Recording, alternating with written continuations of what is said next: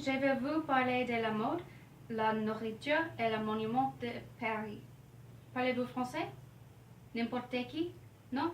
Excusez-moi. My name is Catherine Carpenter, and for the past week, I have been researching the culture of France. First, I'm going to talk about the fashion.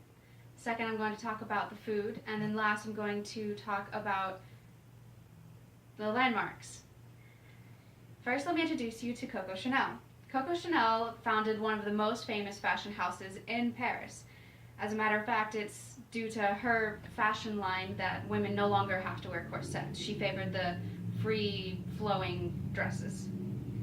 Paris is one of the big four fashion weeks. There's New York, Milan, and London, and Paris. And while it's said that some people may miss New York, or London, or Milan, nobody misses Paris. There are three types of fashion. There's the haute couture, prêt-à-porter, and lingerie. Haute couture is the tailor-made, you have to go in to get it fitted kind of clothing, the really expensive, high-end, nice clothing.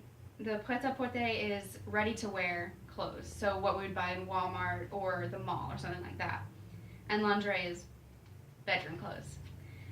A fun fact about the fashion in Paris, the French invented the bikini and the denim jeans. As a matter of fact, denim is from the city Nîmes, so denim is from Nîmes, so there's that. The food of France is, the most famous food of France is the wine and cheese. Everybody knows to associate the French with the wine and cheese, and if partaking of it isn't the country's pastime, then it definitely should be. According to countries and their cultures, meals are ritualized and they're full of symbolic and social meaning. There are three meals, just like we have. Le petit déjeuner, which is breakfast. It's usually light, consists of bread or cereal, coffee, hot chocolate, kind of what we eat here. And déjeuner, lunch, and dîner, dinner, is multiple coursed.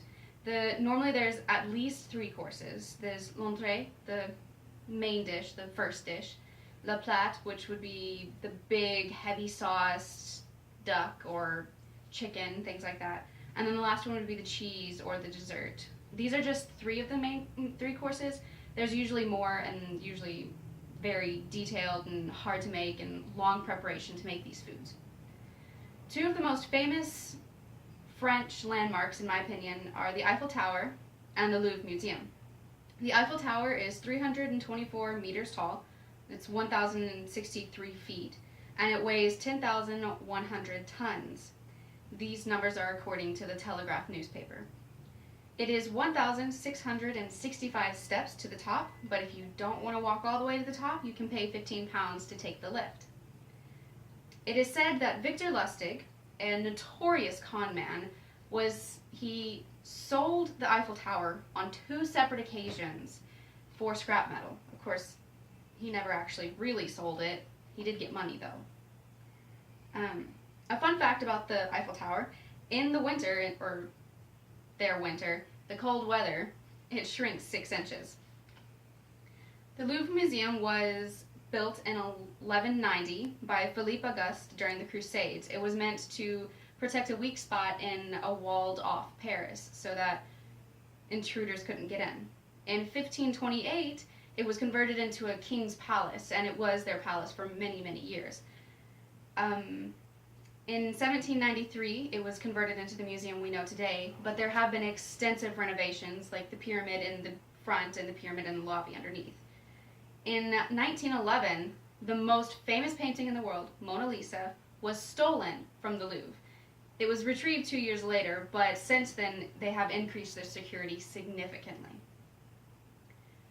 So today I talked about France and its cultures. I talked about the Parisian fashion, the food, and two remarkable landmarks.